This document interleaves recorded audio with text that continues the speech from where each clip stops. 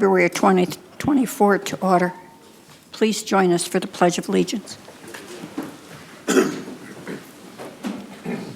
Pledge allegiance to the flag of the United States of America, to the republic for which it stands, one nation, under God, indivisible, with liberty and justice for all.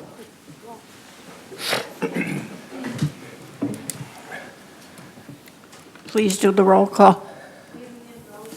Here. Here. Here. Here. Here.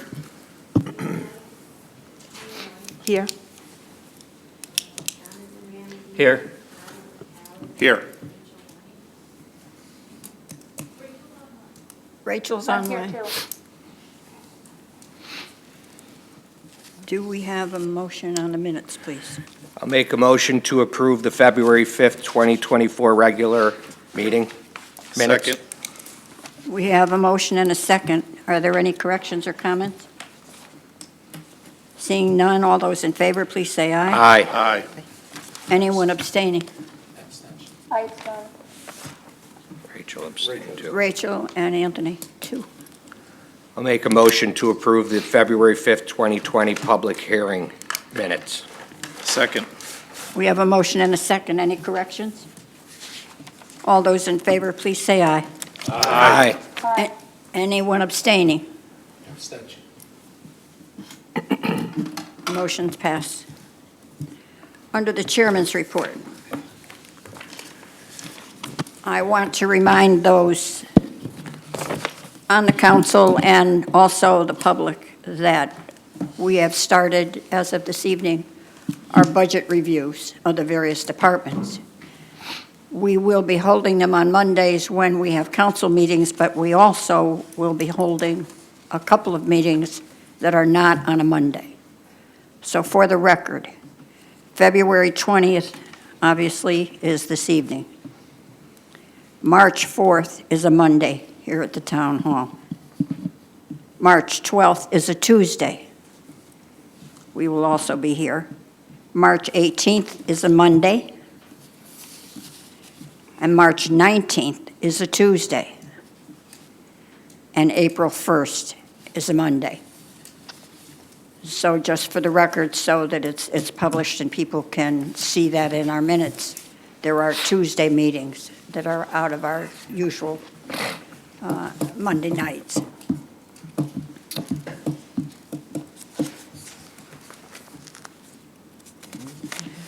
We had some correspondence that was done by our town clerk that went to the Secretary of State relative to the number of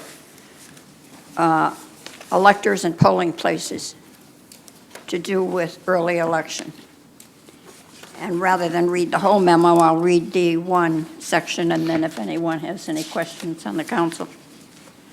It's the recommendation of the town clerk and both registrars of voters to only designate one early voting location for the 2024 election year.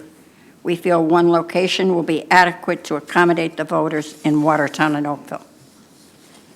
So that's what we've notified the Secretary of State. Does anybody have any questions? I believe that it's going to be here at the town hall, that one location.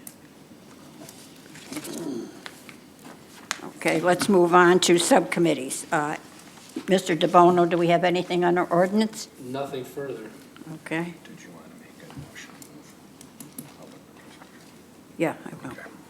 Do we have anything, any report under Public Works? Nothing further. Do we have anything under Elderly Tax Committee? Nothing at this time. Okay. Town Manager's report? Thank you, Madam Chairwoman and council members. As we approach the finalization of the budget, I would like to bring to your attention several important facts that will aid in the council's review of department budgets. I'd like to note that last week when we were finalizing the budget, I eliminated $700,000 out of public buildings request. It was a mistake on my part in talking with Donna Ford, who will present tonight.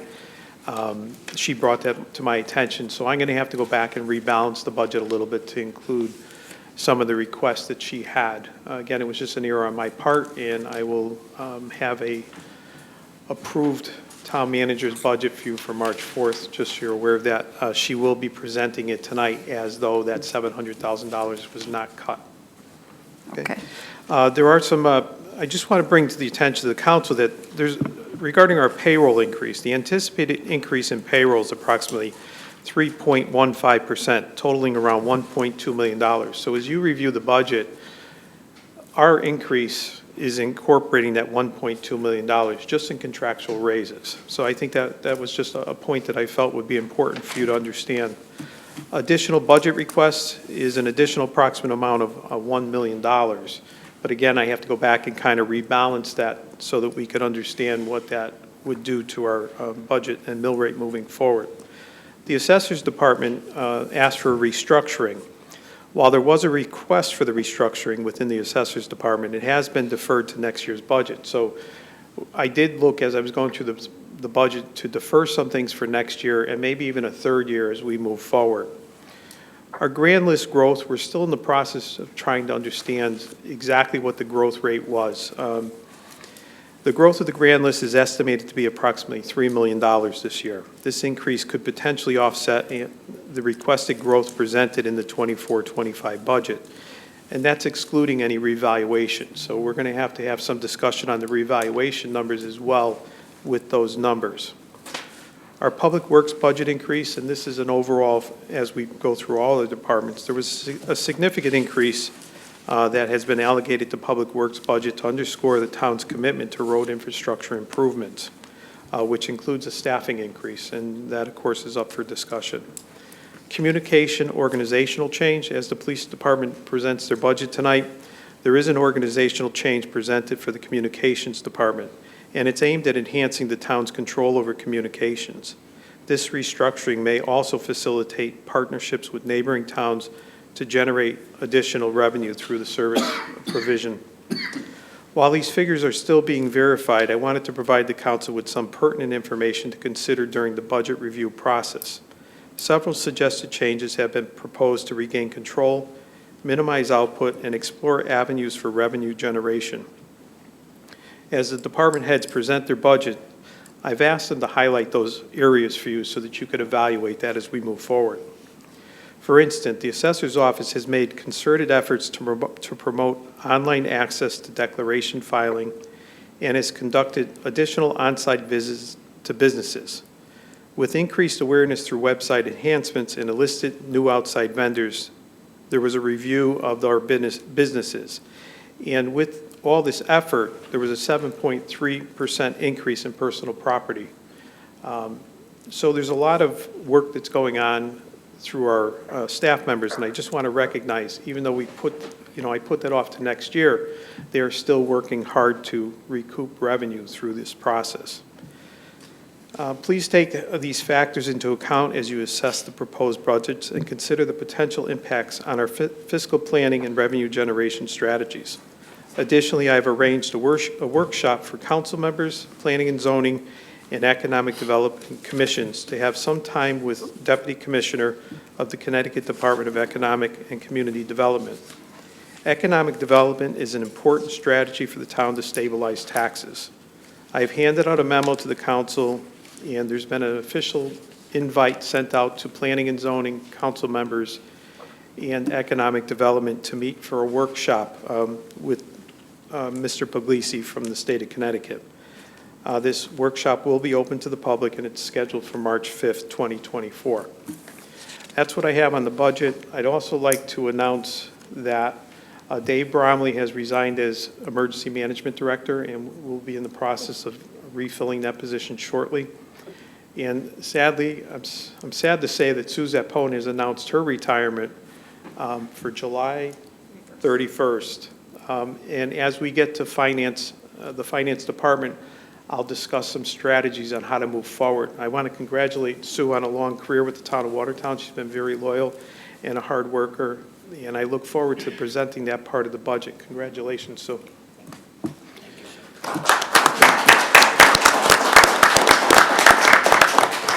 And then also, Madam Chairwoman, we are in the process of scheduling for the gazebo Committee and the Munson House. We're Oh, getting good. those items in line to set meetings for that. Okay. And that's all I have for tonight. Okay. As we move to new business, I would entertain a motion from Mr. Demers to move public participation to the front of the agenda so that those wishing to speak can do so and not have to sit through the entire budget session if you don't wish to do so. That would make it easier for you. I will make a motion to move public participation from item 10 to item 8A on the agenda. Is there a second? Second. All those in favor? Aye. Okay. Okay, that means it's the next item on the agenda, so public participation.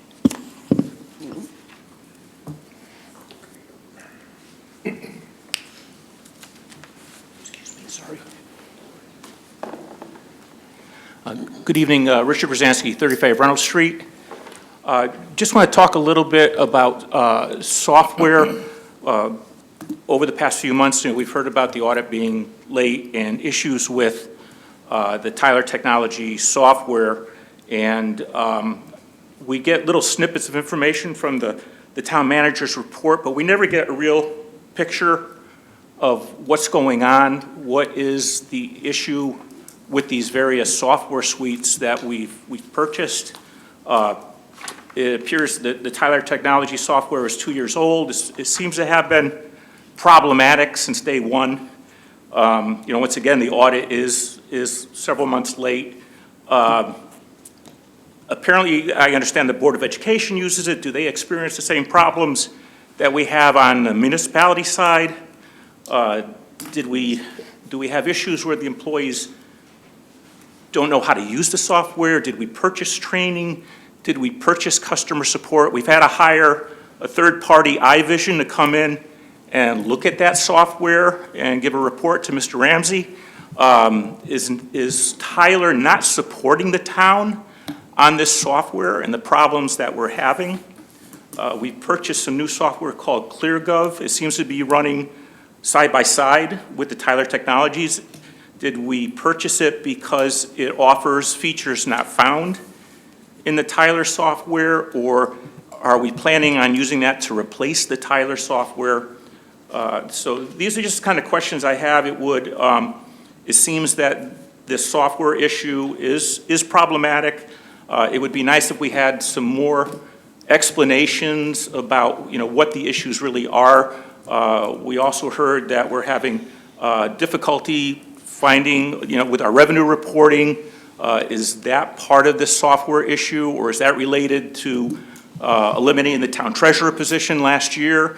So it would just be helpful if we had a bit better picture of what we're dealing with and why we can't seem to get the audit done and get our revenues reported, and is it all related to this Tyler software? And then the town manager also mentioned that we are implementing some new softwares, such as a customer relationship management software called Catalyst, a time and attendance software called by Andrew Technologies. Are we having the same problems implementing those as we are having with our financial reporting software? So, is it a manpower issue? Do we need to ask for overtime money to have our employees work more hours in order to get the job done? Or do we truly have bad software and we really need to go back to the vendor and say, hey, let's get our money back on this? So these are just some of the things, as a citizen, it would be nice to get a more rounded picture of what the issues are, rather than, each meeting we get a little snippet here and a little snippet there. So, okay, thank you. You have a lot of questions which have in-depth answers that are needed. In the future, and I'm not going to say exactly when with all our budget presentations, but we will give a total update on the software issue. Very good, thank you. You're welcome. By the way, your letter was correct. I was mistaken. That is exactly what was in the meeting. I'm glad. Okay, thank you. Thank you. Is there anyone else that would like to talk to us?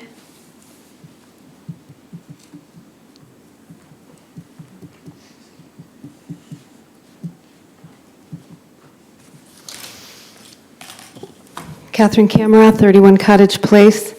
I wanted to talk about legal action that's pending with the town. I would ask that the council consider this request that the Sealy matter that's got an appeal happening right now, there is what's called, and I'm going to give it to you before the night's over, an application for case referral to the land use litigation docket. That matter is a land use issue. Perhaps, Chairman Rosa, you could talk to, we have an attorney, DeBona, on the council who might be able to help with this, but there is a docket in Hartford that is specific to land use. And with this matter being a town matter, town dollars are being spent, I think it would be prudent to get that moved from the Waterbury Court to be before a judge that has expertise in land use. I think it's very important. This is the second time with the Sealy matter that it's in court. The first one got stipulated out. This might continue, probably will continue. It should be before a land use judge. So I'll give you the form, and I would urge you to talk to our council about that and why it's not being moved to that docket. I think I am watching the docket on that. It's probably about time that that is looked at. And the other thing is, I had questions for you last meeting, and you said you would get back to me on them, and I'm wondering if you can tell me the answers to what happens to the money that when somebody's part-time. If you're referring to the 3 questions, I sent you an email this morning.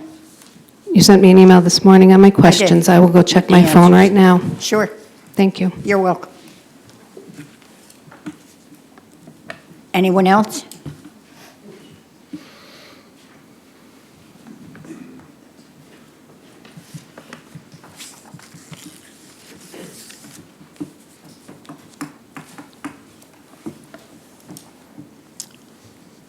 Al Mickle, 95 Woodvine Avenue. I'm speaking a little loud because my wife can't hear me at home.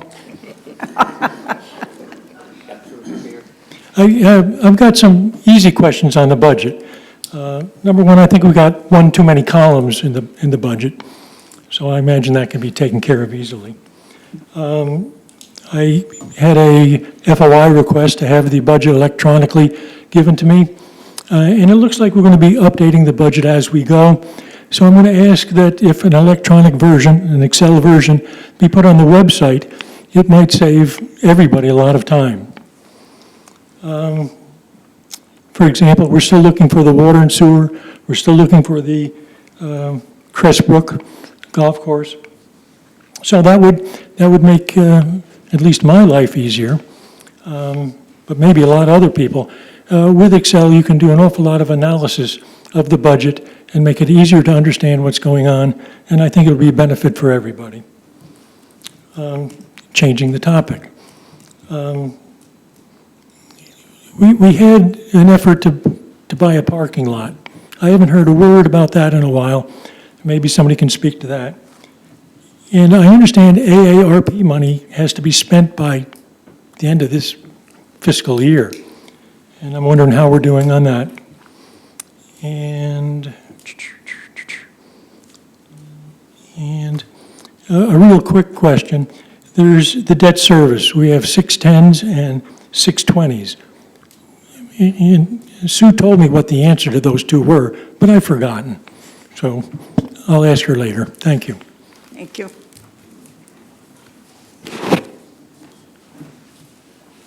Anyone else?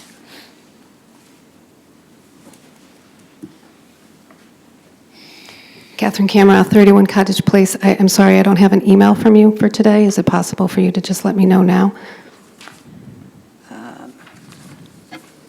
Read me the question again. I know one of them was what First one, happened. I know the first one was what happens to the money, the money that is budgeted but not paid to the part-time person. Correct. It remains in a line item in the general fund. So it is part of the general fund now? Yes. So why would we budget for people who are part-time and put, that's a way of We enriching the general budgeted a fund? full-time position, there's only a part-time person in the position. That's the only answer I'm going to give you. I don't know. Okay, I think another one was how many other positions There are no other positions. that are part-time and budgeted full-time? Correct. And I don't think I can remember the third one unless Wait a you do. minute, I can.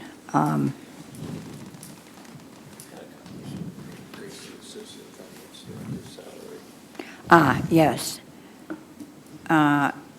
You mentioned about a part-time, why were we paying a full-time salary to a part-time person? Oh, a rate, a full-time Right. rate. To a part-time Is there a person. different, there was a No, part-time rate? there are not two different rates. Okay, The rates are set by contract with unions for positions. okay, thank you. You're welcome.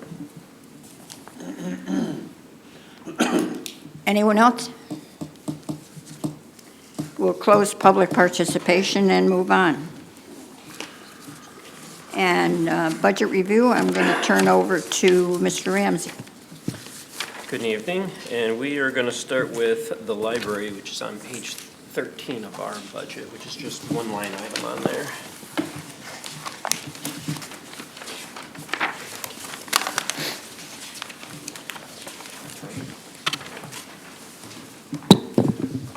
Okay, good evening. I've met most of you, but Matthew Lisk, current president of the Watertown Library Association, effective December of last year. So I'll walk you through the presentation this evening.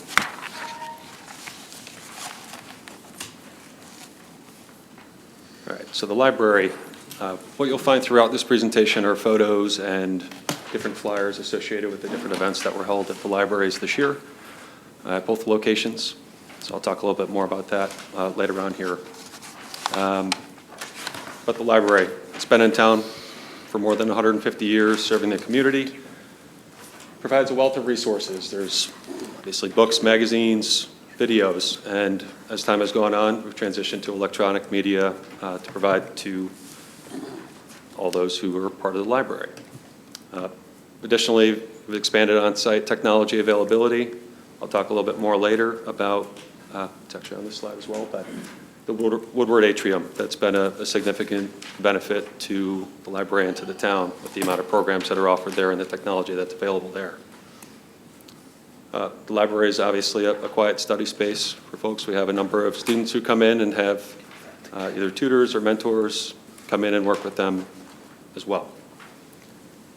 In addition to that, programming has expanded in the past several years. This past year, we had a number of programs that included meet the author engagements, as well as take-home crafts for kids. I know my daughter certainly enjoyed that this year. So just a handful of the items that are going on. And you can see in some of the photos, some of the craft activities that happen there, some of the different learning events, interaction events with animals even. So it's been good this year. As far as performance goes, we served over 11,000 registered borrowers this past year, and the trend continues upward. I know over the past couple of years it had dipped down quite a bit with COVID in particular, but that is on the uptrend. Almost half of all town residents have a library card. Connecticut average is still around 37%, so that's a pretty good representation of folks who are using the library today. And as far as the hours that are available, well above the state average, 2 locations that are well-staffed and certainly have a lot of people coming in and out. As you can see there with the total attendance, over 52,000. And that's people coming in to borrow books, use the different equipment that's in there, the technology that's available, and also participating in the programs. There were 52 programs that we had held last year. So a couple of more samples of the types of information that are being shared with folks who attend those programs. Cybersecurity, children's events, and other topics like aviation, which I personally find very interesting. I know in the past, the library has certainly been described as a very careful steward of public resources.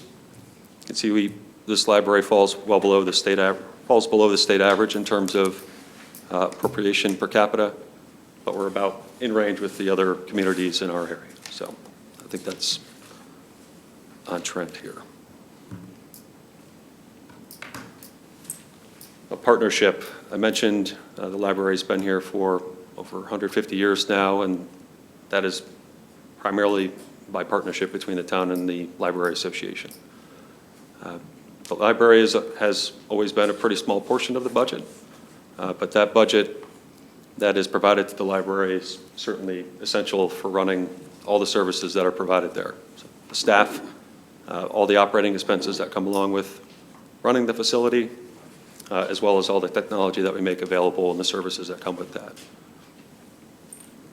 The library's invested a tremendous amount of capital, Woodward Atrium being one of the larger expenditures in recent years. But I think it goes to show that the library board is certainly interested in ensuring that it remains relevant and useful as technology evolves and people's needs evolve.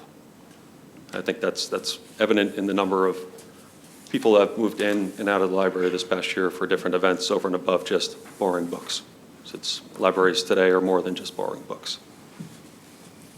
This past year, capital expenditures included replacing a furnace and a hot water heater at the branch location. We updated staff IT equipment and also instituted a cost-effective landscaping and maintenance plan to reduce some of the recurring costs that the library bears. Let's see. So going into this next year, we're requesting a 3% increase over the prior. Primary focus there, which I think is in line with other budget proposals that are coming in, seeking a 3% wage increase for our employees, continuing to provide funding for best-in-class library service hours and online resources, and consistently looking for what's new, what's coming, and staying ahead of that so we can provide to the town all the resources that we possibly can. It helps provide the funding for the in-demand and well-attended programming as well. So we've had, like I said, we had over 50 programs this past year. We're looking to expand the subjects, the people we bring in for those, and we've certainly leveraged a lot of the hybrid technology in doing so as well. So we want to continue being able to provide those things to folks and even people who maybe aren't here in the winter and travel south. I know they're able to participate in things like the book clubs that we offer because of that hybrid technology that we're able to offer these programs in. And last but not least, everyone's experiencing cost pressures, utility costs, even just recurring expenses for maintenance supplies and things like that. So that's part of one of the main reasons we're requesting an increase over the prior year. On average, over the past decade or so, the library's grown about 1.2%. The town budget's grown on average 3.7%. Even with the 3% increase in this next iteration, we're still right around that 1.2% on average across those years. So it is a nominal increase. This chart's pretty similar probably to the one some of you saw last year, but the story is still the same here. It's a relatively low budget item, and I think the request is in line with what you've seen from others. So having said that, thank you.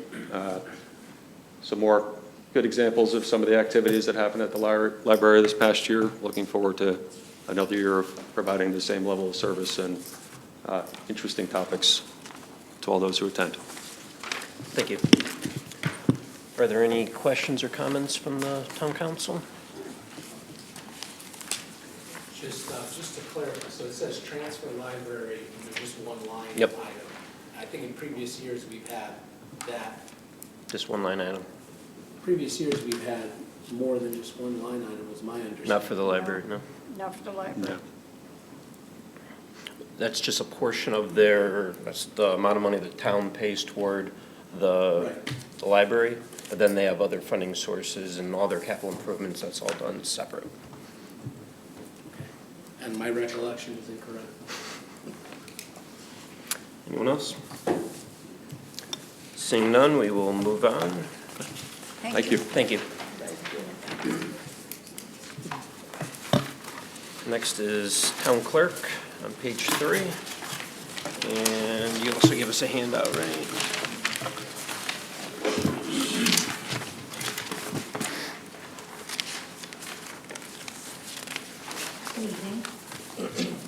that on? Good evening. I thank you for your time tonight and appreciate your time very much. I have provided you a copy of town clerk explanation and justification of requests. Basically, my budget is quite simple. And overall, I have requested an increase of $835, which affects 3 line items, the largest of which I would like to request an increase of $720 for training meetings without travel line item, mostly in part due to a new staff member who will need all the required classes to work toward her certification. The other 2 items are just minor increases. One is $100 for maintenance agreements, and one is a mere $15 for membership fees.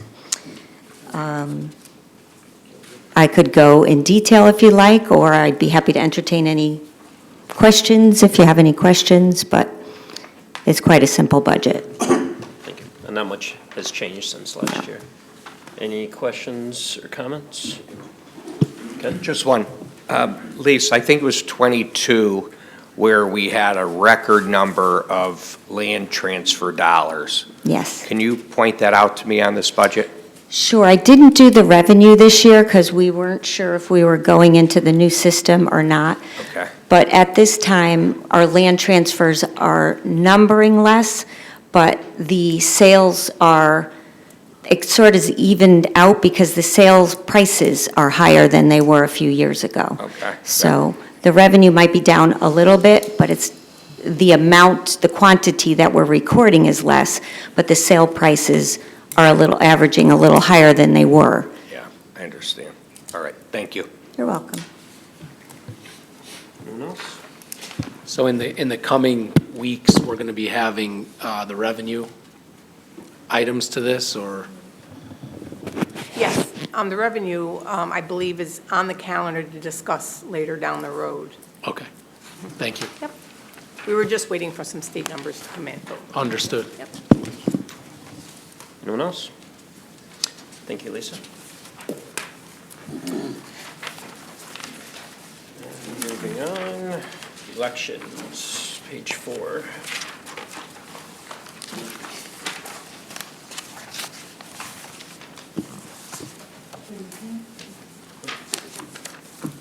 Lauren, can you turn your mic on? Try it out. There you go. Oh, okay. I'm Christine Shields, the Republican Registrar.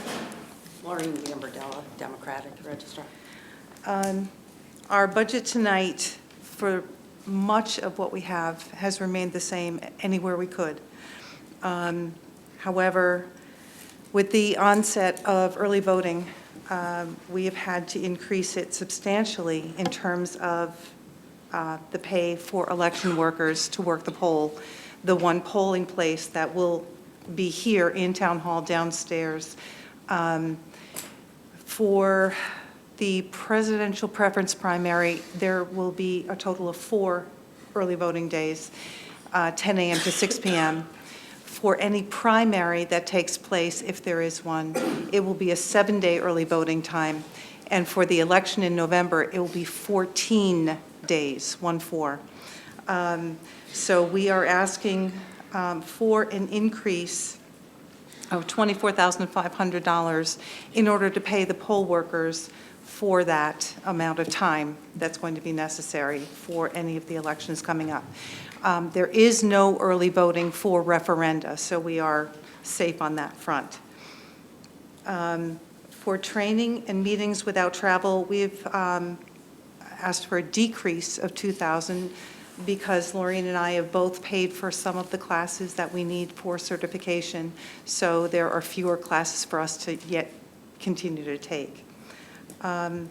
Printing and binding, again, for ballots, for instructional information for voters to vote early, any of this printing that takes place for the early voting, it requires different ballots for early voting. So a lot of this extra paper costs a good amount of money. Also for advertising for any of the early voting that is coming up. We do need to advertise it in the paper and inform the voters of this early voting procedure. Mileage allowance, a decrease, mainly because whenever we go, instead of driving separately, we all choose to carpool.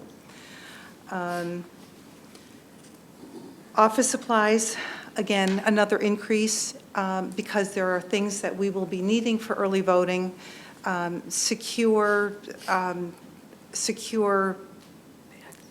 bags to transport the ballots from one place to another downstairs, because we'll be needing to take them from the polling location downstairs to the the clerk's vault every day. So any of these office supplies, there's a rolling cart which we'll also need, bins which we need because there are, we need to separate all different types of the ballots out every day because the 4 polling locations each require a different ballot, especially for the primary. Democrats on one side, Republicans on the other, so they all require extra baskets. We have to purchase these baskets. Envelopes for the ballots to go into when the person votes. So all of these things require the extra money. Everything else that we're looking at is pretty much staying the same. We're not asking for increases anywhere else. Thank you. Are there any questions or comments? Gary? Turn your mic on.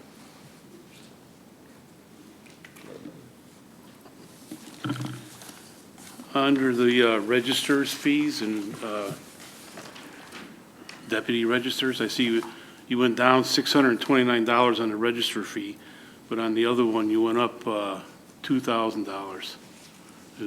What's the difference on that? Registrar's fees are the same, and deputy registrar's fees are the same. Last year. I was seeing 18,865, and then, which when last year was 19,492. No, that was the year before. Year before. Yeah. So, so you, It's 18,865 for last year and for this year, or this coming year. Oh, okay. okay, so the same thing for that. All right, and then, when you said you were asking for $24,000 more, and I see on the election workers, you're going from 43,000 up to 68,000 in 2025. I think. Do you want to explain that? I think because we might have worked extra hours. We didn't give ourselves raises or anything like that, or take a cut. I think we might have had to work some extra hours there. I'm not totally sure how that changed that much. Okay. But we've been trying to catch up. We've had a lot of new stuff coming up and trying to clean up some stuff that was left from before. So we have been working extra hours. We normally just get our stipend, so that could have to do with elections, the higher amount. Okay. All right. We didn't really change it from one year to the other, but I think what happened is we might have worked more with the elections. Regarding the early voting days, the number of days that you mentioned, is that something that the town shows, or is that something at the state level or federal level that It's a says how state many? requirement. The state, okay. Yeah, we have sadly no choice in the matter. We have to work Easter weekend. Oh, fun. So for presidential preference primaries, it will be 4 days as required. We will be open Tuesday, Wednesday, Thursday. Good Friday is not going to be a voting day, and Saturday is. For other primaries, it will be a 7-day early voting period, and this also includes weekends. And the early voting before the election in November, it will be 14 days. With Saturdays and Sundays. Saturdays and Sundays included. So we need to staff them. We're staffing them with kind of a skeleton crew. We're not doing a full polling location bunch of people. We're having 4 people, partially because and we need to distribute Republicans and Democrats. If there were someone to come and ask for curbside voting, we need to send 2 people out, one Republican, one Democrat, which means we also need to have people left in the polling location so that 2 people can go out and 2 people would still be in the polling location for anyone else who came in to vote. So we need to have 4 people in there, and that's why the amount is what it is. Thank you. Any other questions? Mary Ann? You've obviously encountered a lot of new costs with printing and advertising and education and all of that. Did you get any guidance from the state on helping you estimate that, or did that all fall on you? Nothing. They don't really know. They don't They don't know either. What we got from the Secretary of State was, we could be planning for 100 and get 1,000, or we could be planning for 1,000 and get 100. Okay. They have no idea. So after the first early voting session that you encounter, if you see that you have underestimated your need, you'll let us know? Yes. So that for the next one, we're prepared, Yes.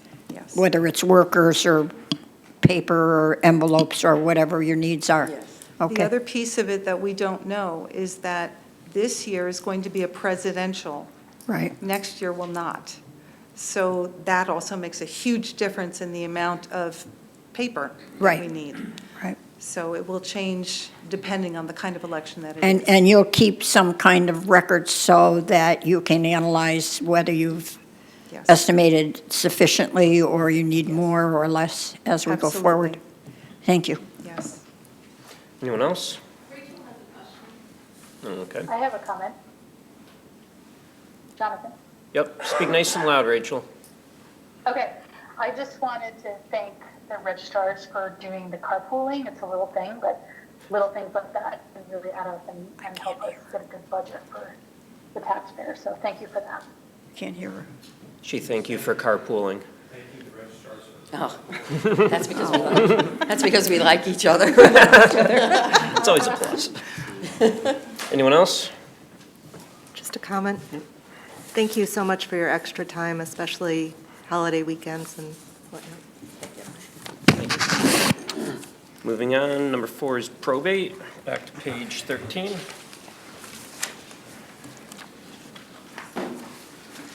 So, Mr. Chairman, probate is on page 13. It's a one-line item. The amount is $7,645. That's our share to partake in probate with Southbury. Any questions or comments? On page 13? Page 13, it's a one-line item above where the library was. Gotcha. Thank you. Seeing none, we'll move on. Next is 5, economic development on page 20. So on page 20 is economic development. Mr. Sechrist was not able to attend tonight. The budget is identical to last year's. There were no adjustments. The only discussion point that we had was the $15,000 that we used for the facade improvements. And just looking, I don't see it here. Is it on the next? No, it's on the second page, on page 21. We've elected to put that in there. Economic Development's going to review this and offer maybe an additional amount so that businesses could actually take part in this. Currently, we're offering $1,500 as a match to businesses on Main Street, and we did not have that much response to that. I think if we took on a walking campaign where somebody actually walked up and down Main Street and talked to the business owners and did a one-on-one, we would get a better response to this. So we'd like to keep that in the budget and give it a second try for this coming budget. And that was 50-50 match of up to $1,500? Correct. They're going to discuss going to a $3,000, so it would be a $3,000, $6,000 match. And was that just for businesses on Main Street? Is that correct? Just for businesses on Main Street. Any questions from town council? Seeing none, we'll move on. Town council budget on page 6. Page 6? So Page on, one. I'm sorry, page 1, Oh, Town sorry. Council. That's what I meant, page 1. Page 1. So the Town Council budget has stayed the same except for codification, which we had requested an additional 14,000, I'm sorry. 12. We're requesting $15,600. So codification is basically a thorough legal review of our municipal code of ordinances. It should be done within 10 years. We're at the 10-year mark. We were scheduled to go through the codification process right before COVID, and it was put on the back burner. So we are the full 10 years out from the last time we did this review. We'd like to move that forward and get that review done. Any questions or comments? Seeing none. Move on to number 7, public buildings, which is on page 6.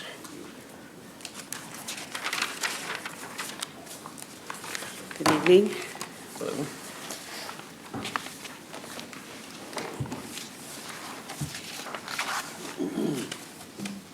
So,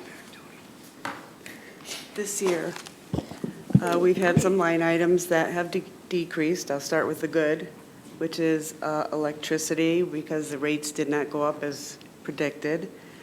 The other thing is the fuel, oil, and gas is also less this year. Our oil prices and fuel prices are lower than expected, as we budgeted for last year. Most of my budget, other items are the same. There was a couple increases. Maintenance agreements, that's increased due to our facility dude and event manager, which we've had for a few years, but it was under the IT budget. And it really should have always been under my budget, so that's why it's there now. Facility dude is our program for all maintenance requests from the town.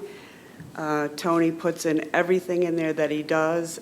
We know he takes pictures, and it's a really good program for keeping track of everything that we've repaired and fixed in the town. And the event manager is the program that the town manager's office uses to book rooms that people need to hold meetings. And that's also an important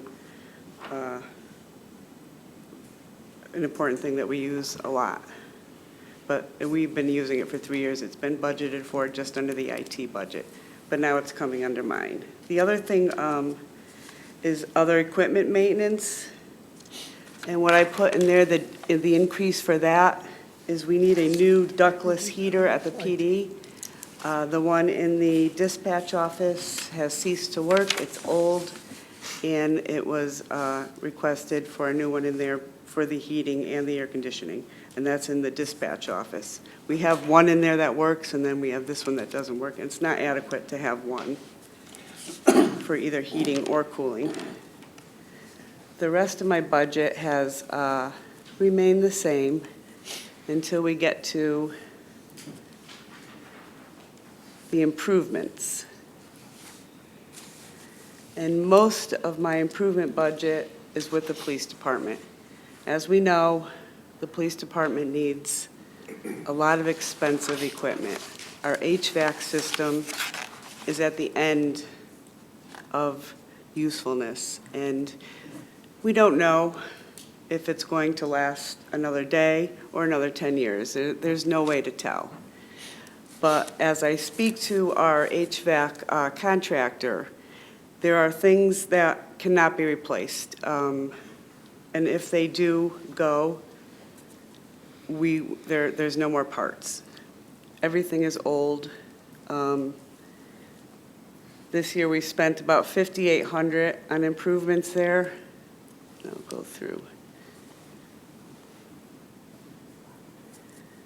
These are some of the things that our contractor has said. The ductwork is falling apart. It's fiberboard. It's not made of metal like it should have been. It's taped together. The tape is falling apart. It's inefficient. There's heating and air conditioning that's just going into the attic. And that's just one of the problems. The rooftop units are 17 to 22 years old. The lifespan is 15 years. It's expensive to start fixing this. Right now, they're just kind of patching things up. The rooftop units, they're not environmentally safe right now. They're 25 years old. They've more than reached their limit. The mini splits are all over 15 years. A mini split has about a 15-year lifespan. They're all over that. And the problem is, if something major happens, I don't know if the police will be able to continue to work out of this building with the problems that could happen. That's the biggest issue that I have in police. The other thing that I put is the generator. And I talked about this last year too. It's really undersized. At the time where we put this generator in, we had no computers. We didn't have the equipment that they have today. The generator right now only runs our communications department. Everybody else is out of business if we have a failure. And it's a big expense, but it's really needed also.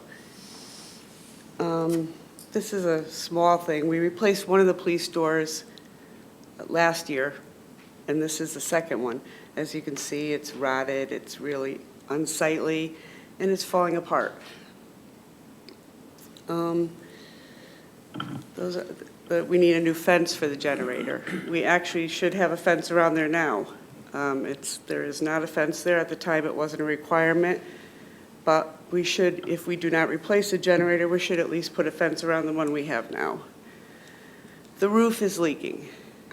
The roof, we have patched it many times. We've spent money patching it, and it's still leaking. It just needs to be replaced.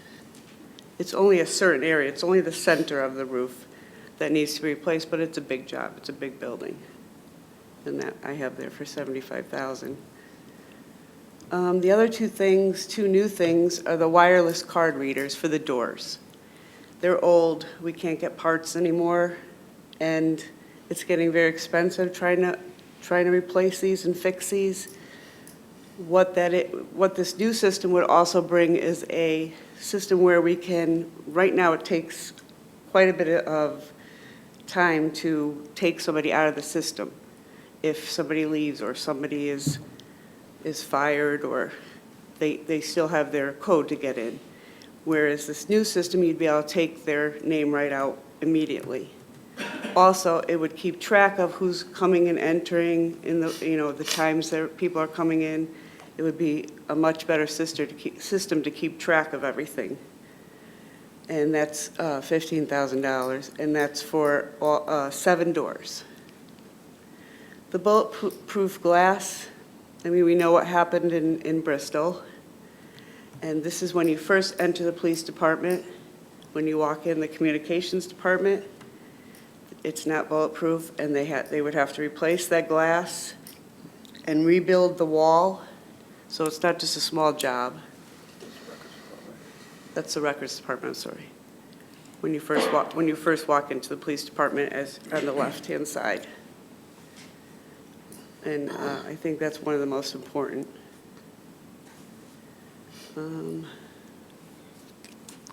As I said, it's the controls for the rooftops at the police department that the system is obsolete. And if that goes, there's no replacing that. It would have to be immediately fixed. And it's an expensive proposition. This is some of the duct work at the police department. You can see that it's taped, it's falling apart. These are just a few. That's the old lock system, and they're just totally obsolete at this point. This is just one thing I wanted to talk about too, it's not in the budget for this year, but last year we had $70,000 for the maintenance garage roof. And what we discovered is the structure of the garage may not be able to support a new roof, a new shingle roof. So what we're going to do is look into replacing the whole garage. At some point, we're going to start working on that this year, because if we replace the roof with a steel roof, it would be as expensive as a new garage. And as you can see, it's really falling apart and leaking, and he has buckets in his office, The good thing about replacing it is we can put a larger garage at one end where we can store our huge vac machine that doesn't fit in the garage that we have now, and we can put it there instead of renting space like we do now. So, we would look into something like that, so it'd be beneficial. Police store things there, Public Works store things. Only half the building is for the maintenance. The rest is storage, and we could always use more storage. I think that's about it obviously the police department is a huge increase. But if we're looking to stay there for the next 7, 8, how many years, we're going to have to start doing this, because if not, it's going to become necessary. And something's going to go wrong, and we're going to be in trouble if we don't act on something ahead of time. I can't tell you when something is going to break down. Nobody could. But everything has reached its lifespan and beyond. And we really need to start looking at the police department, because it's really important. Thank you. Important building. Any questions? No, just one word, depressing. Oh, it's a Gary? big expense. I had a couple of questions. How much is it going to cost to replace that unit in the dispatcher's office? In the dispatch, the mini split, I think it was 10,000.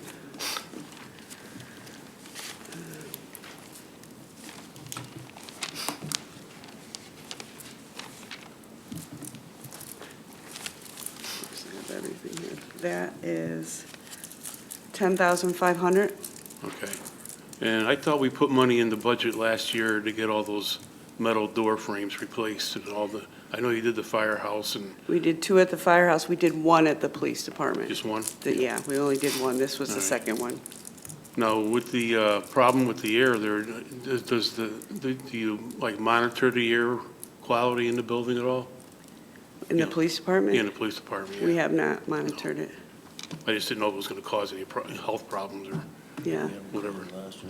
We had the ducts cleaned. We did Yeah. have all the ducts cleaned last year.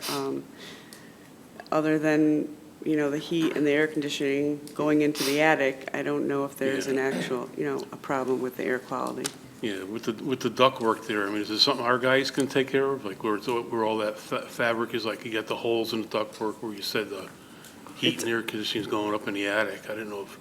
It's we a had to have huge project, Yeah, that duct work. okay. It's all bad.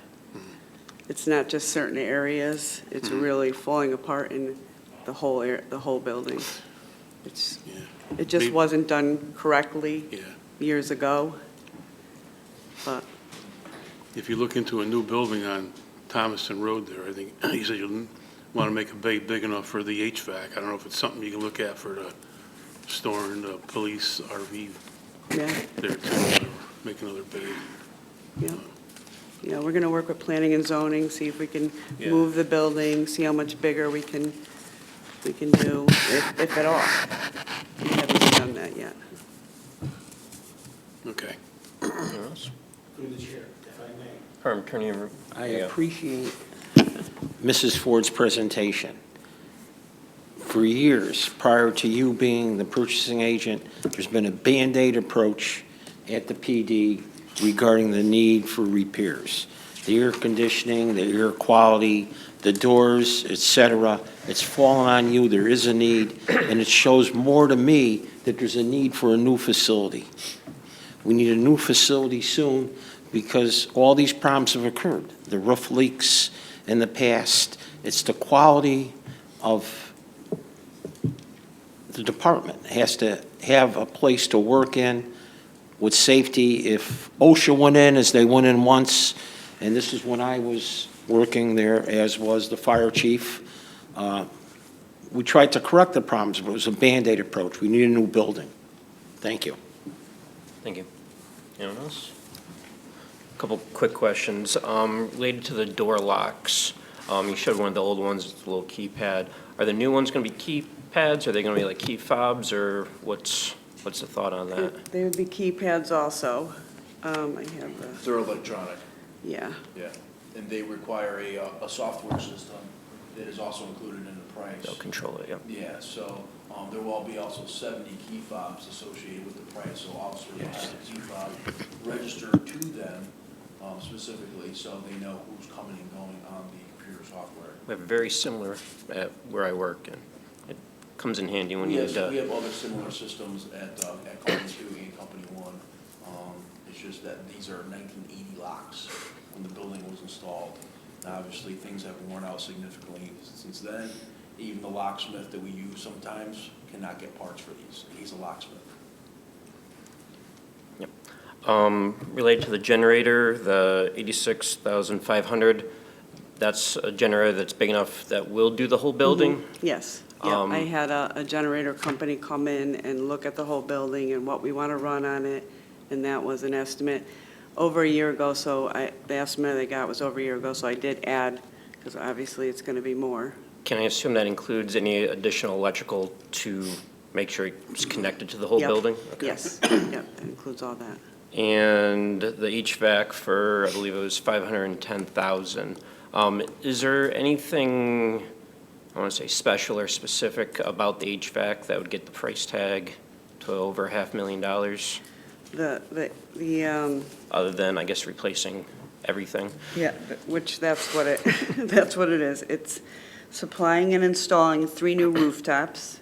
It was replacing all the fiberboard and ductwork with new insulated metal ductwork, replacing the obsolete controls with new controls, replacing the older mini splits with the new equipment, and all electrical. So, Thank you. everything Anyone is- else?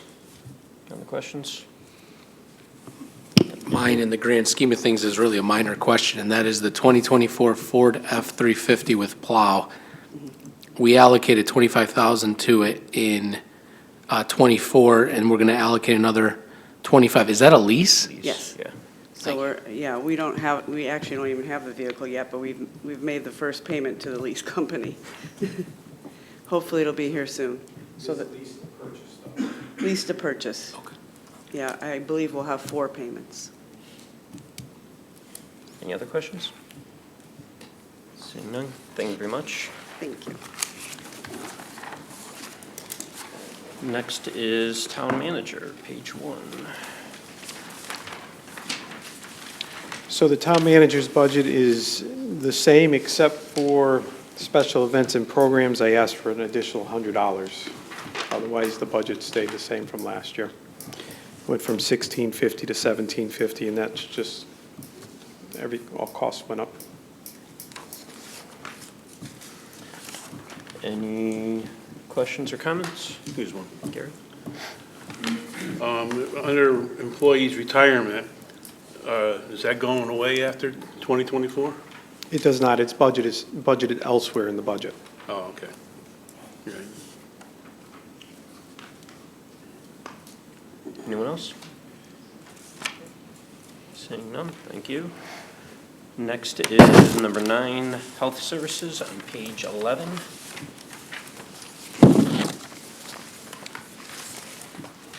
So, Mr. Chairman, Health Services is basically Torrington Area Health. That's our, I'm sorry.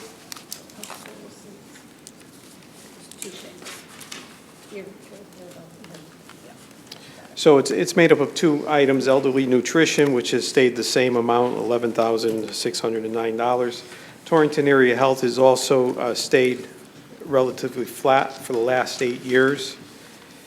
And Torrington Area Health basically does all our community health programs. They help us with the opioid task force. They do national prevention programs. immunization programs, childhood lead poisoning prevention programs. They're a very helpful organization. This is the cost based on our per capita. Any questions? Seeing none, we'll move on to Police Department, also on page 11. Which is actually starts before that. Starts before that. Page 9. All right, good evening, Madam Chairwoman Rosa, members of the Town Council. Thank you for having us this evening. We look forward to presenting our proposed budget for the fiscal year 24-25. You all have the handout in front of you. This next slide, although it's busy, depicts the police department's 6 different budgets that comprise our overall budget. Our 6 budgets are the administrative budget, the patrol detective budget, the maintenance and support budget, traffic budget, animal control, and communications. Our proposed increase is roughly 11.1%. Which computes to $703,390. And I'll review what the main budget drivers are for that number. So real quick, the overall budget breakout out of our total $7 million proposed budget, 89% of that number, or more than $6 million, is all directly related to personnel costs. The other 11%, or about $777,000, is everything else: cars, software subscriptions, equipment, et cetera. Our administrative budget just has a nominal increase. It should be noted that the white collar union, their contract expires on June 30th, so this budget does not include any raises for our white collar employees, which are our administrative assistant and records personnel. You will see a small increase in the allocation to crossing guards as minimum wage has gone up this year, as well as a projected 3% increase on January of 25. So we've set a new base pay for the crossing guards, and that's included in this budget. Our maintenance agreements line item is probably the largest increase that you're going to see in the administrative budget, and that's largely due to increased costs in the digital forensic software subscriptions that we use to forensically analyze electronic devices, most notably cell phones, to extract evidence from them. Other cost increases involve printing and binding and reference materials, as the costs have gone up for printing such things as parking ticket booklets, alarm door hangers, et cetera. And if anybody has any questions throughout this, you can feel free to stop me. Our patrol detective budget has the lion's share of our increase this year of $520,396. That's an 11% increase over the previous year. One of the larger drivers in that particular budget, besides negotiated pay raises and benefits, is again asking for 2 additional patrol officers. Last year, the council was very kind to us and did give us 2 additional officers in our budget. That brought us up to a total sworn force of 42 members, of which I am very proud to say that we are fully staffed at that number 42 at this time. At 42, that gives us 1.8 police officers per 1,000 residents. It should be noted that the FBI states that for towns in the Northeast United States, between the population between 10,000 and 25,000, that the average number of police officers in those communities is between 1.8 to 1.9. I would love to see the Watertown Police Department get to a sworn staff of 46. I think that would be our sweet spot, where we have enough bench players on our shifts that it would have a positive impact on our overtime budget. What I am asking for in this budget is to increase by another 2 additional patrol officers. That would put us squarely at 1.9 officers per 1,000 residents, which is on the upper end of that average zone that the FBI states would be correct for the town of Watertown. Each of those officers, between salary, uniform, and equipment, is $85,142. Moving on, notable interest in the patrol detective budget is a 3% raise for sworn personnel, and also this contract includes step compressions, education incentives, shift differentials, and uniform allowance that all have increases in this particular contract year. And this is the last year of those increases, and they will flatten out after this year. That also includes a 3% increase in overtime costs and in holiday payout. Another large item in this particular budget is our vehicle replacement budget. For the past 4 years straight, we have been allocated 2 new vehicles in each budget cycle. We maintain a fleet of 34 vehicles. When you do simple math, just doing 2 vehicle replacements every year is not going to be sustainable long-term. At some point, we're going to need to catch up. And we're at that point now where our fleet is really starting to age, and our repair costs have been really starting to go up significantly. We are running some cars as old as 2011 models right now, and several vehicles in the 2013, 14, 15 range that all have over 100,000 miles on them. And if you're familiar with a police car that has over 100,000 miles on it, I would recommend you don't ever purchase one at auction because they're not worth about $1.50. They get run pretty hard. I'm proposing the purchase of 3 patrol vehicles at $63,047 each, 1 administrative vehicle at $54,181. That would replace the deputy chief's vehicle right now, which would then be handed down to the Detective Bureau to replace a 2011 model that's being used in the Detective Bureau. I'm also proposing the purchase of an animal control vehicle. Historically, what we have done in the police department is taken a very old police car, spend about $5,000 and modify it to become another animal control vehicle. We'd use that vehicle for about 2 to 3 more years and then do that all over again. I'd like to purchase an actual animal control vehicle rather than trying to reuse an old police car. At the back of the packet I just handed you, you're going to see a page that looks like this that shows what an actual animal control vehicle actually looks like. This is the one we actually spec'd out. It would be on a Ford pickup truck chassis or a Chevy chassis, one or the other, and have an actual animal control module mounted to its frame on the back. This module would have several compartments for both equipment and the transport of animals in a safe and secure manner. These cabinets are all heated and air conditioned, as well as easily cleanable with drains in the floor. And most importantly, they're transported in a completely separate area from the drivers of the vehicle. We're putting a cage in the back of a Ford Explorer or other similar vehicle, and having an animal transported in the same vehicle that the drivers are in can be problematic, especially what we've come into time to time is we'll bring an animal in that has some type of flea infestation or other medical issue, which then will contaminate the whole vehicle. We'll have to take the vehicle down, sometimes bomb the vehicle for fleas, and in more severe cases, those fleas have actually gotten to the driver's gotten bit, we end up with a workers' comp claim. I think it's important that the animal should be transported in a totally separate compartment than the actual human beings that are in the vehicle.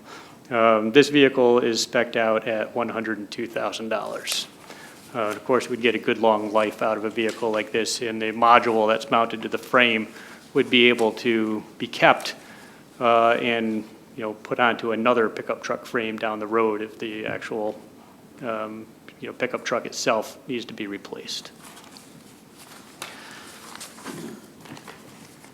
Lastly, besides the electric police bicycle for $5,700, we tested that out this year. We have 2 older pedal bikes, and knowing the town of Watertown and the hills that we have in this town, the pedal bikes, we generally have been useful only on the Main Street strip. We did test out an electric bike in the fall. Officer Wolfson did a great job, and he got all over town in that. He was up at Highgate, he was in all of our different elderly complexes, housing authority complexes, which didn't really all require to get up a hill to get to them, including our high school, et cetera. He was able to, really be available to the public and speak to the public and really do some great community policing on the bicycle. So we think having an electric police bike in our fleet would really benefit us in the warmer months. Lastly, this is something we've been including in the budget for a long time, is the replacing our patrol rifles. Right now, our entire fleet of rifles is aging. They're owned by the military, and I did invite Lieutenant Paquin, our patrol commander, here to just briefly describe to you the condition that our current rifles are in and the need to replace them. And if you want to see an example of what our old rifles look like compared to new ones, we did bring them in the bag over there, and I'll leave that to the town council if you do want a little show and tell on that. But if you don't mind, Chris, come on up.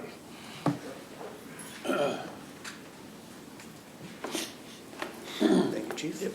Good evening.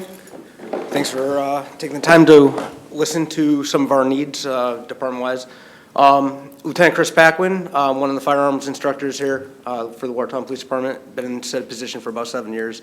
And since that time, we've been fortunate to be able to utilize the 1033 program to obtain patrol rifles. But these patrol rifles are basically from the inception of Vietnam. Maybe you've seen them in Operation Grenada. And in all realism, they were designed for the military. Old iron sights, 40 years plus of technology. I believe it was last year or maybe the year before, the chiefs stood before you and talked about red dot sights for our handguns, which offers a great advantage to officers' proficiency. It's kind of hard to just kind of explain to you in this position without you seeing it, but basically what it comes down to is these rifles are old iron sights, all right, which basically means you are sight focused over target focused. In law enforcement, we don't have opportunities to make mistakes, all right? Every round is accountable to that officer. And with dot sight technology, flashlights on rifles, which our current setups do not offer, officers can rely on being target focused, which offers 2 eyes open, seeing things downrange, understanding what's going on, much more modern than the current limitations that we have. Great for the military, not so great for us in law enforcement.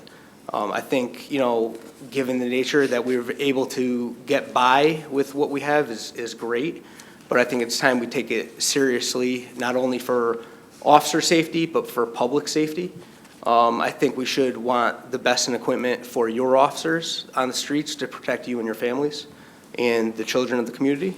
And I think that to have a rational discussion would be in all of our best interest in this, to see this technology, to use this technology far over what we've been using and the military has been using for the last 40 to 50 years.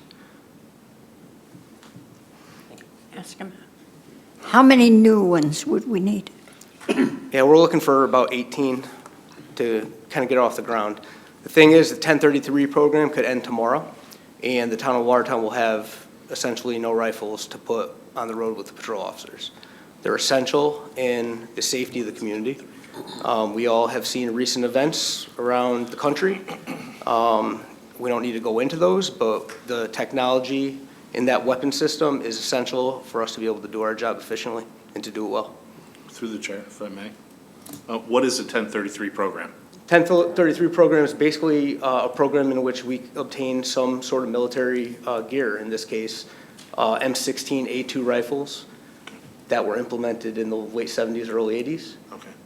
One more question I have. Has the department gone through any grant applications for any of this type, or have looked for donations for this type? I know that some of the surrounding towns around us, new weaponry was given to the towns by very wealthy people, or they've received grant money to replace their weapons. And I wonder if you guys have done anything with grant money to do that. Grants are a little bit tough for weaponry.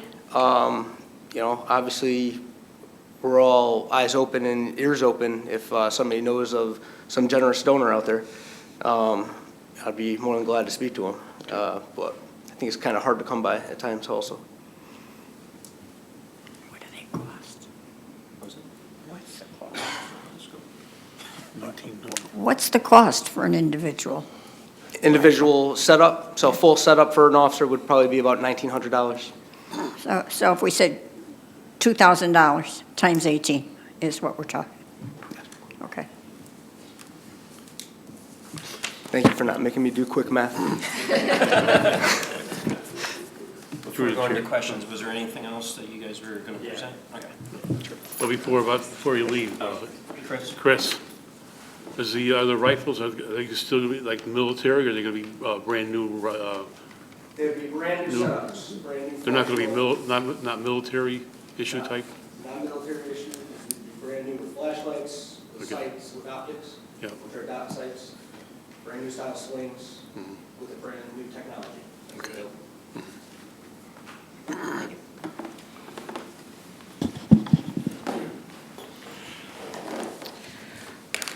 All right, the next budget is the maintenance and support. So we have a proposed 12% increase in here, which brings us to about $22,000, just under $600. One of the biggest increases is just for the motor vehicle maintenance because of how the chief described our fleet being older. The maintenance of the vehicles to keep them running has increased. There's about a $5,000 increase into the budget. Other equipment, we need to replace the level 3 tactical vests for our emergency response team members. They're expired, so those 2 vests need to be replaced for them. And then under the telephone line, we had to increase the fleet mobile data plan to unlimited data. We had just installed last year with the budget the Axon fleet dash cameras, and we're gathering a lot of video footage that needs to be uploaded, and we couldn't use the plan that we had. We needed to be able to store in an unlimited data, so we have to increase in that item. For the traffic budget, we're looking for a small increase of $620, and it's the cost of the electricity to operate the traffic signals and the LPRs, the license plate reader cameras that are in town, and an additional $500 to maintain the mid-block crosswalk signs on Main Street and to purchase additional temporary stop signs. We do find that the community in the downtown area does like those pedestrian stop signs. However, they do unfortunately get struck several times, and we have to replace them. And the weather is in the older ones, but we do have new metal ones, so hopefully the weather won't be a factor. But so that's a nominal increase. In the animal control budget, again, the animal control is also in the white collar unit, and the contract expires June 30th of '24, so raises are not included in this. There's an increase in the veterinary account due to the increase in the volume of animals in our custody. We've had a high number of animals that have been abandoned and that we have brought into the shelter, and some of them have stayed with us for a good amount of time as they're being rehabilitated to be able to be adopted. And the electricity cost has increased significantly at the pound with the air conditioning system that's there. So we've had to budget a substantial increase in that part.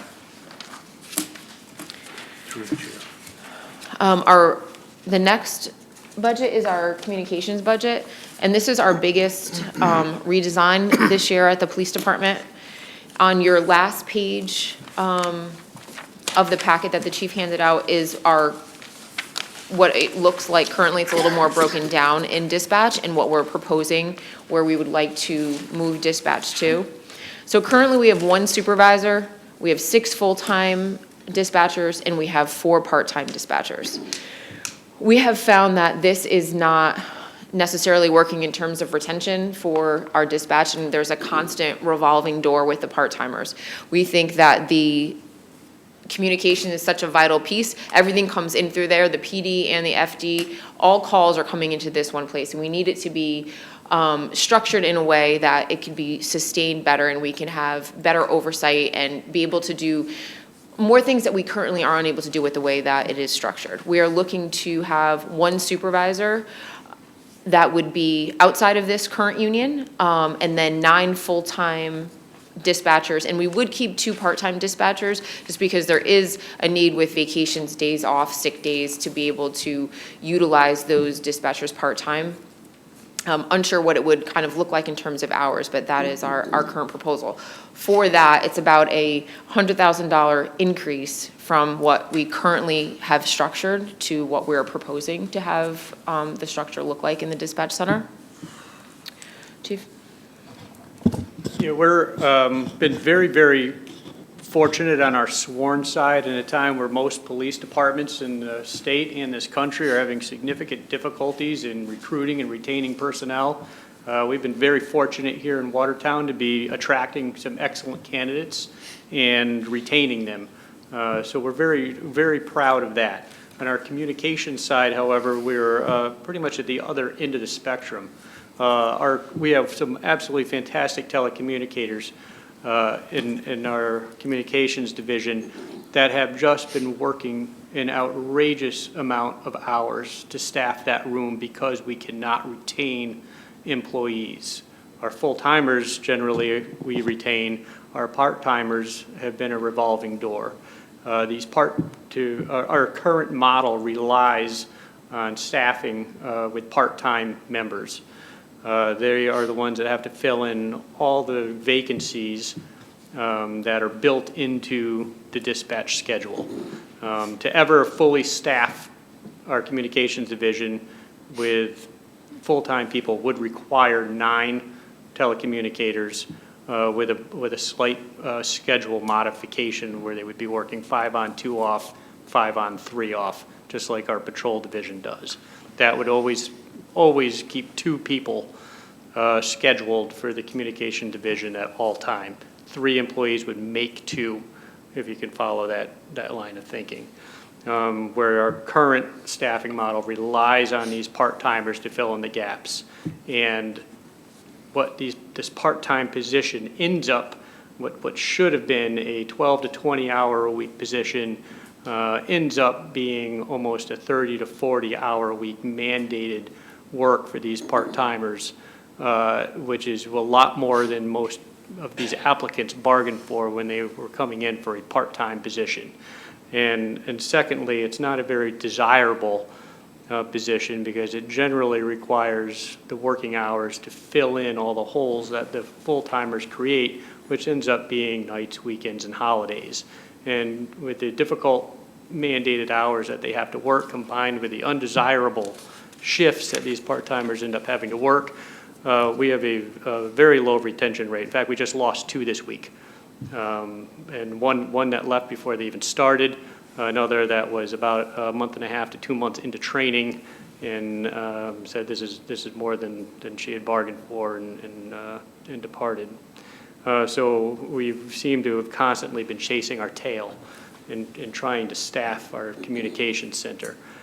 We are eyeing the possibility down the road that if we can get our communications center into a stable position staffing-wise to look to possibly regionalize with some of the other smaller communities around us. It's a model that the state is encouraging communities to do, and that there is money out there through the state to help implement those changes. I did ask Fire Chief Bromley to join me here tonight on this matter because I know it's been an issue on your side as well.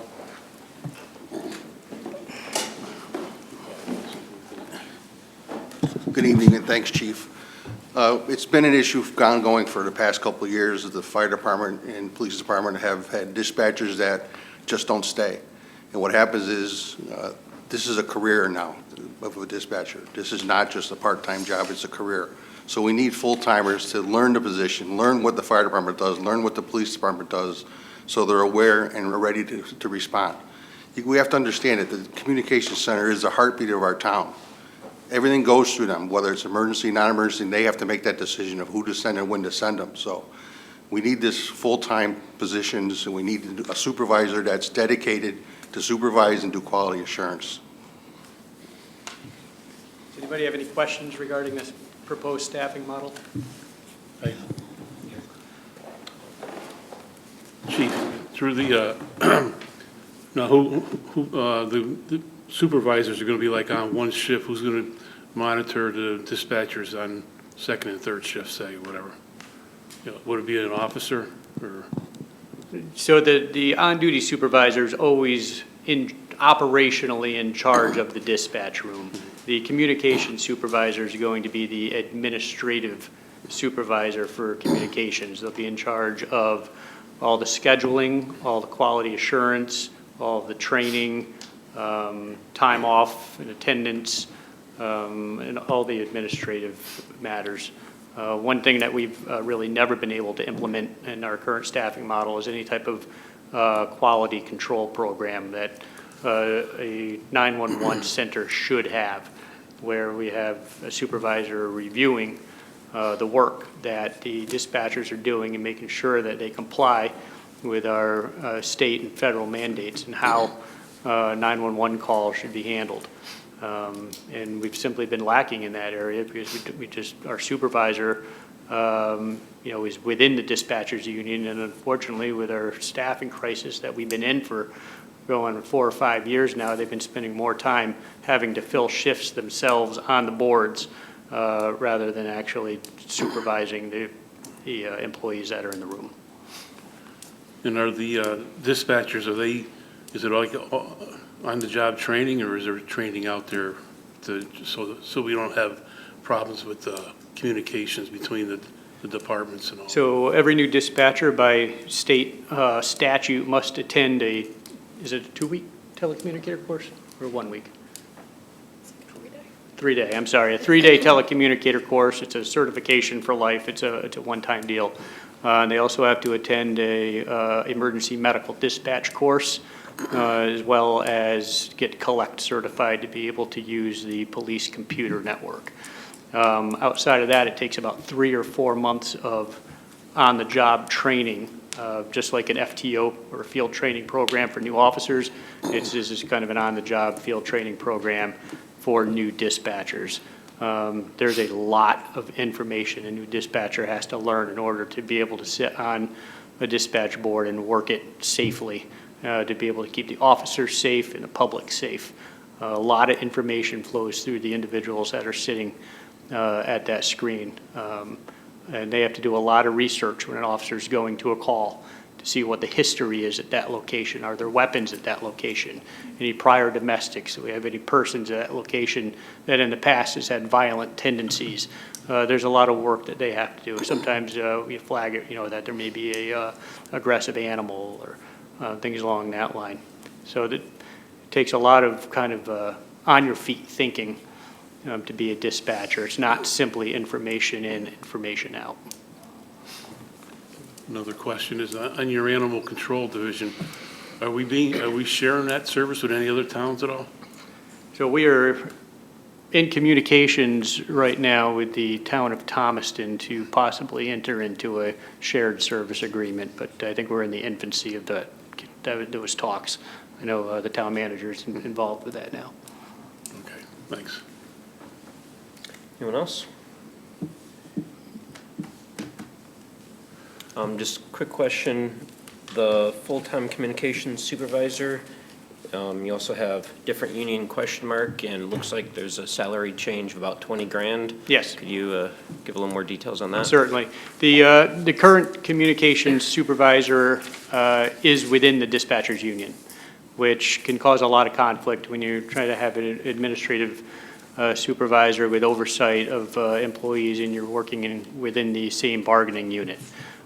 We think it would be a better model to extract that position from the dispatchers union and move them into the town supervisors union, and to then post for that position and go through a competitive hiring process with a competitive salary, which we have estimated at about $85,000. Thank you. Anyone else?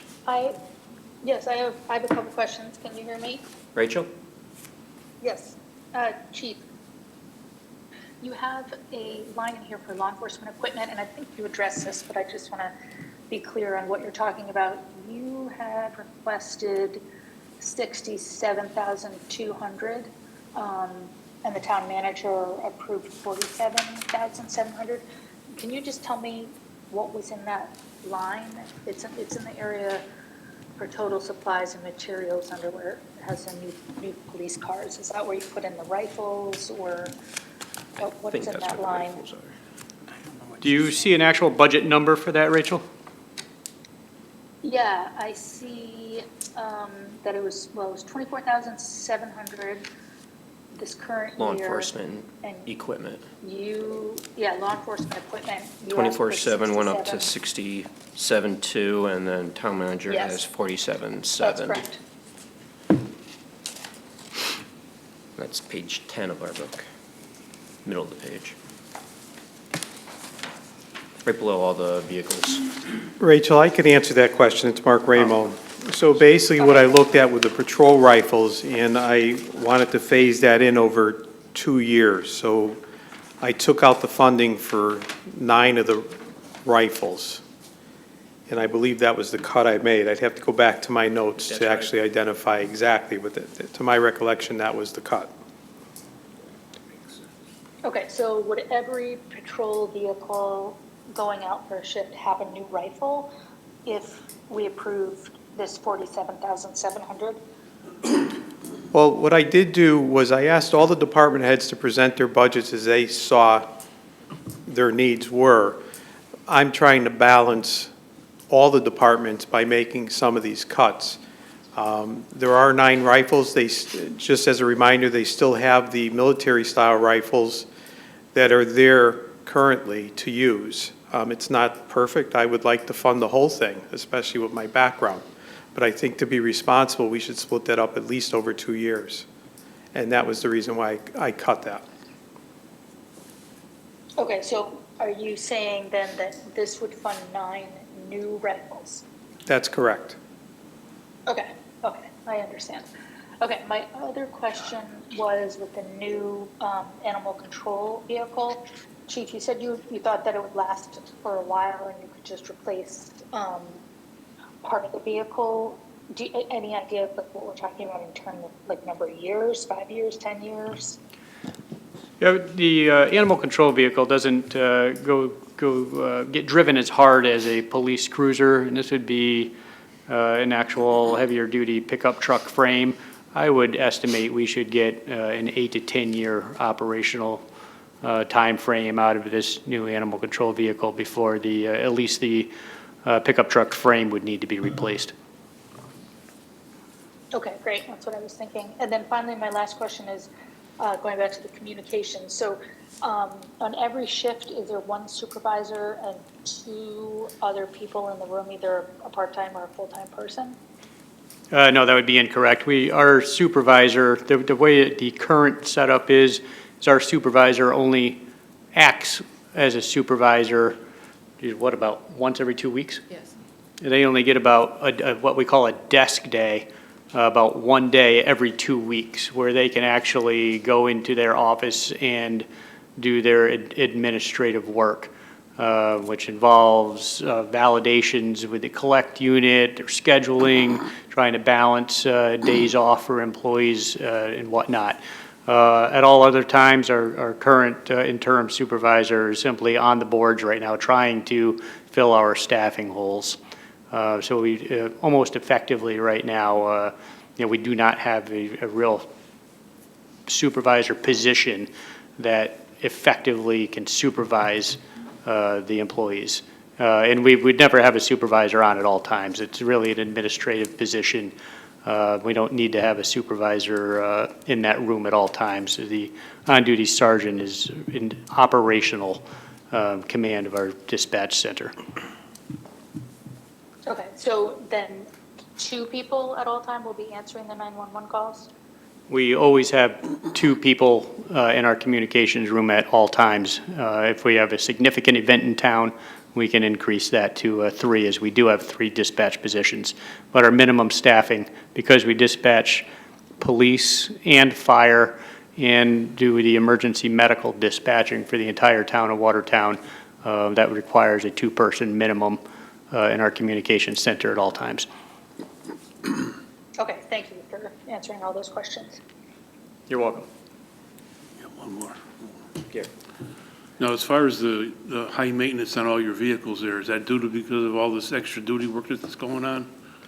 So, no, we have 5 of our oldest vehicles we take offline and use as our extra duty vehicles, and those are the only vehicles now that we allow out for extra duty work. They don't even have a police radio in them. They're really there just for the lights on the vehicle to keep the scene safe on some of our more major roadways. The extra duty work that's on our more minor roadways don't, the officer uses their own personal vehicle to go to those sites. So. All right. Anyone else? Thank you very much. Just to finish my presentation, I'm almost done, I promise. I do promise. Just wanted to share with you the revenue that our agency does bring in. I want to point specifically to the grants that we have coming in this particular fiscal year. It goes to show that we are pursuing grant money everywhere we can, although the vast majority of grant funding that is available right now has to do with traffic.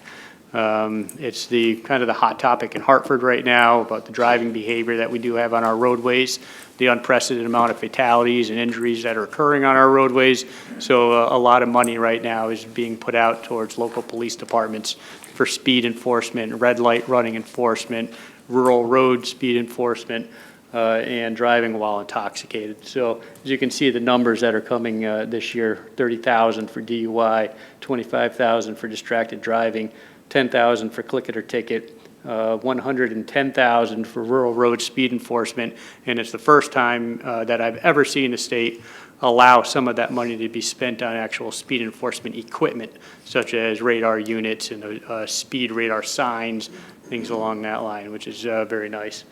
Otherwise, we're private duty continues to be bringing in a good amount of revenue for the town, where last fiscal year was over $350,000 into the general fund. This year, we're already at $156,000 as of early January. What we did in 2023, almost 19,000 calls for service. We continue to have SROs at the high school and middle school. Task force officer in the Regional Violent Crime Task Force out of Waterbury. We have just deployed 2 new Chevy Tahoe command vehicles, allowing our sergeants, when they arrive on scene, to actually utilize that vehicle as a command post. The tailgate opens up and the computer, radio equipment, and everything is right there, and the sergeant can actually command a scene from the vehicle a lot better now.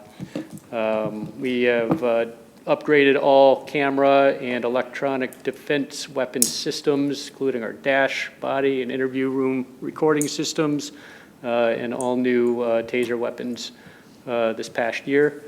We've maintained our 10 license plate readers throughout town. We have completed a complete firearm refresh with the red dot sights that were funded through the ARPA funds allocated by town council. We thank you for your support on that. They've been very highly reviewed by our sworn officers. We've really enhanced our partnership with our local Sun, Moon, and Stars autism group. They've been a wonderful group to work with. They've helped us to deploy an autism sensory kit in every single one of our police cars, which is really are a leader in the state in working with these autism groups. It's been a great partnership. We've also partnered with the Litchfield County Opioid Task Force. That partnership's been in place now for 5 years, but we have now participated in what's called the CLEAR grant, which is the Community Law Enforcement Addiction Recovery Grant, where every time we have an officer encounter an individual that has overdosed on any type of substance or is at risk of overdose, we have an online referral system that an outreach specialist comes out within 24 to 48 hours, and we have trained officers in deflection that go out with that outreach group and do a warm handoff to the outreach group to try to get person suffering from substance use disorder some services. So we've taken on an active role in deflection and decriminalizing drug use in this town and working much harder on getting these persons services rather than getting them involved in the criminal justice system. And lastly, as I said before, we're fully staffed and we're pretty proud. When several other departments are struggling, we're maintaining a full staff right now. We thank you for your time. I know this is probably a little bit longer than you anticipated for us to be here, but we thank you for your support as always. Thank you. You ready?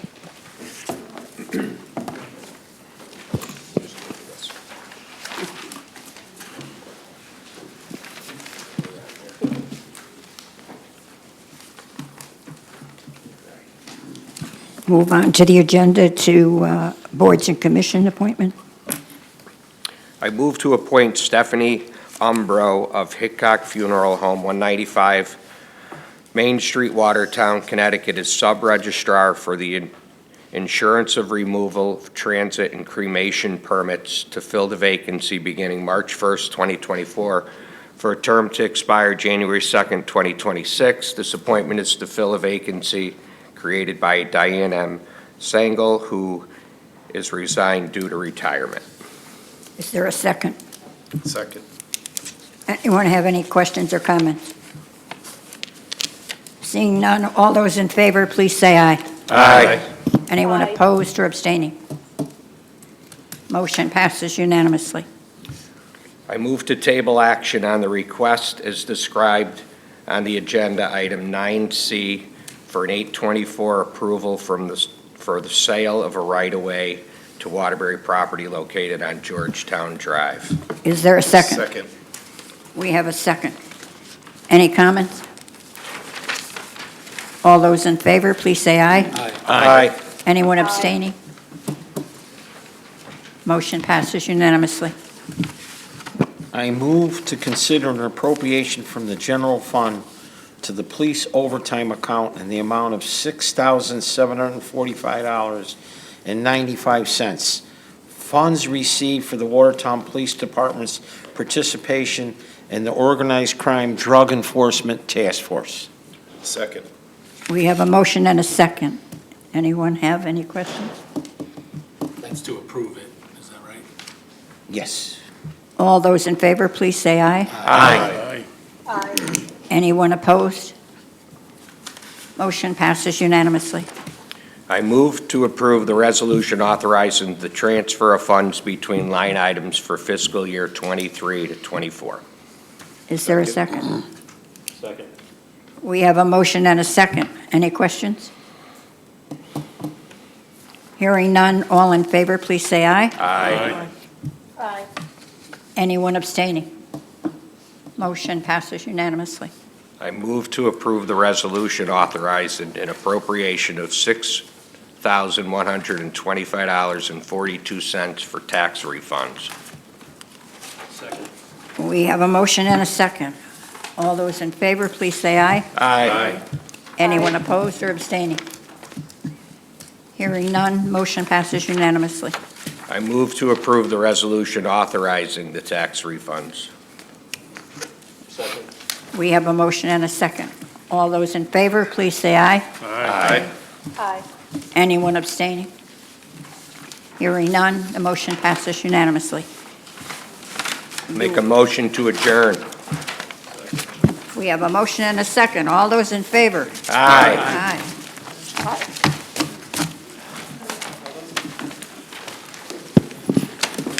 Recording stopped. Okay.